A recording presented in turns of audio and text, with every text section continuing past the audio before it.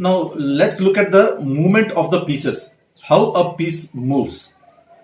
Initially, a pawn moves either one step or two steps forward. A pawn cannot come backwards. It only moves forward. Once the pawn reaches this square, it keeps on moving forward. Either this square or this square, it keeps on moving forwards. It cannot come backwards. So a pawn can be moved in the initial step, either two steps or one step. This way.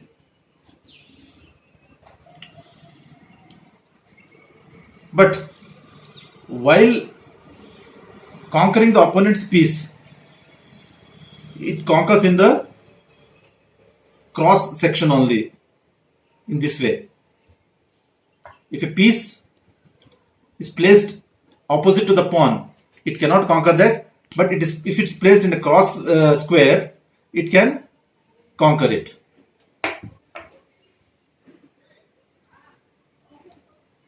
So the movement of the pawns is always forward. It cannot come backwards.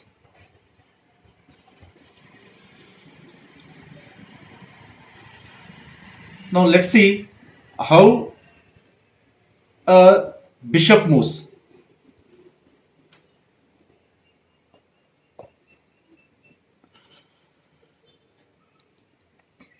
So once the pawn is moved forward, you give way to the light squared bishop, and a dark squared bishop from the black side is also ready to move. A white squared bishop moves diagonally, always in the light squares. So if the f1 squared bishop moves in this way, but if you place it here, it can get captured by your opponent's piece. So it moves till here. So according to your plan, you can move the bishop till here, or maybe if you want to give up the bishop, you can place it here. The same way, the black squared bishop moves in the black squares only, diagonally, like this.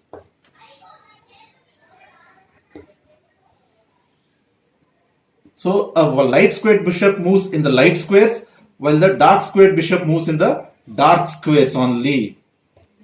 Then you have your knight, which moves in a L shape, where you have to count your 3 pawns plus 1 pawn in a L shape.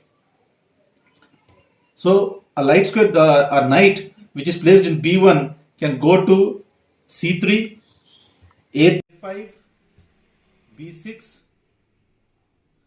It can capture this pawn here. It can come to E3, D2, and it cannot come here. So a knight moves with 3 squares forward and 1 square beside. So in this fashion it moves in a L shape, either this way or this way. Then you have a rook.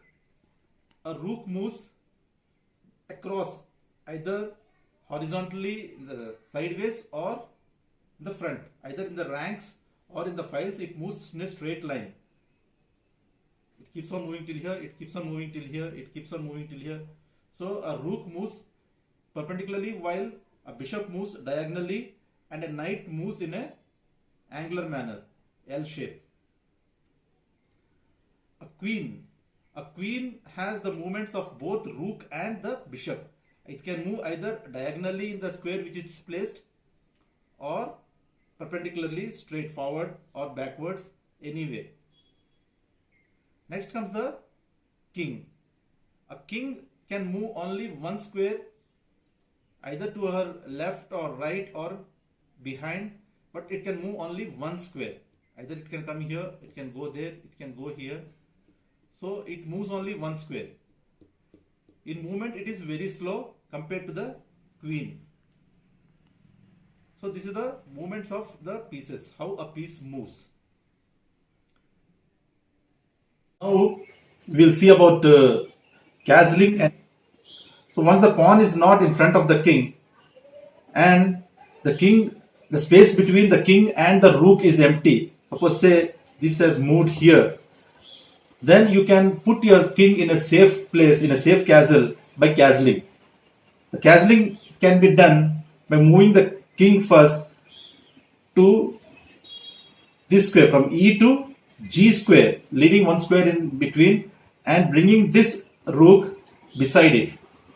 So this is known as castling. Castling can be done by moving the king from her place, leaving one square in between to the next square, that is G square, and bringing the rook beside her, beside the king. So this is known as castling. Castling on the king side. You can do castling on the queen side also by bringing these pieces out and moving the king one square, leaving one square to the adjacent square, that is to C square, and bringing the rook beside him. This is known as castling. Castling can be done only if the king is not moved during the game. The king is not moved and the rook on which you are doing the castling is not moved. If these two pieces are not moved during the game, a castling can be done. But if this rook has moved, then the castling cannot be done, can be undertaken this side and the king side. It can be undertaken only on the queen side because this has not moved. But if both the rooks have moved, then castling cannot be undertaken. Castling cannot be undertaken if you have an opponent's threat to your king, like a bishop is there, which is giving a check to you.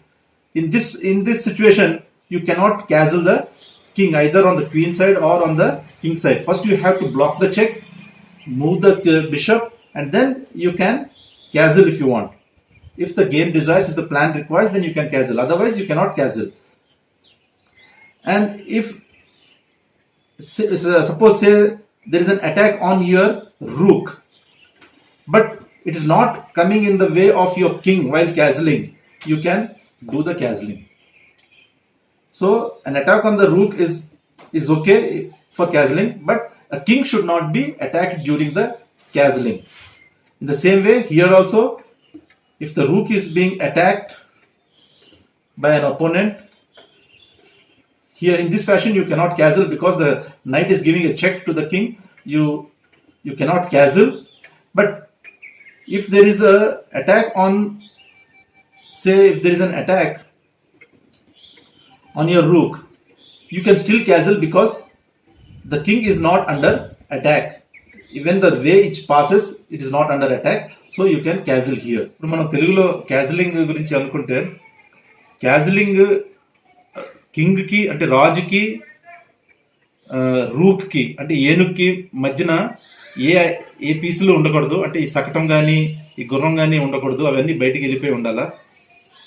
ఇలాగ ఖాళీగా ఉన్నప్పుడు king side క్యాజిలింగ్ చేసుకోవచ్చు. King side క్యాజిలింగ్ అంటే రాజు పక్కన ఉన్న ఏనుగుతోటి క్యాజిలింగ్. ఇక్కడ ఇలా gap ఉంది కదా, ఈ క్యాజిలింగ్ చేసేటప్పుడు ముందు రాజుని ఒక స్క్వేర్ వదిలి పక్క స్క్వేర్లో పెట్టి దాని పక్కకి ఈ ఏనుగుని తీసుకురావడాన్ని క్యాజిలింగ్ అంటారు.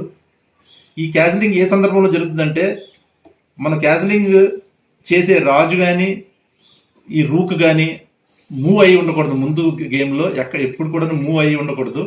మూవ్ అయ్యి ఉంటే క్యాజిలింగ్ అవ్వదు. రాజు ఎట్టి పరిస్థితుల్లో మూవ్ అవ్వకూడదు. అలాగే మనం క్యాజిల్ చేసే రూక్ అంటే ఈ ఏనుగు కింగ్ సైడ్ చేయాలనుకుంటే కింగ్ సైడ్ ఏనుగు మూవ్ అవ్వకూడదు. అలాగే మనం క్వీన్ సైడ్ చేయాలనుకున్నప్పుడు ఈ పీసులు బయటకు వచ్చాయనుకోండి, ఇటుపక్క ఈ రూక్ కూడా మూవ్ అయ్యి ఉండకూడదు.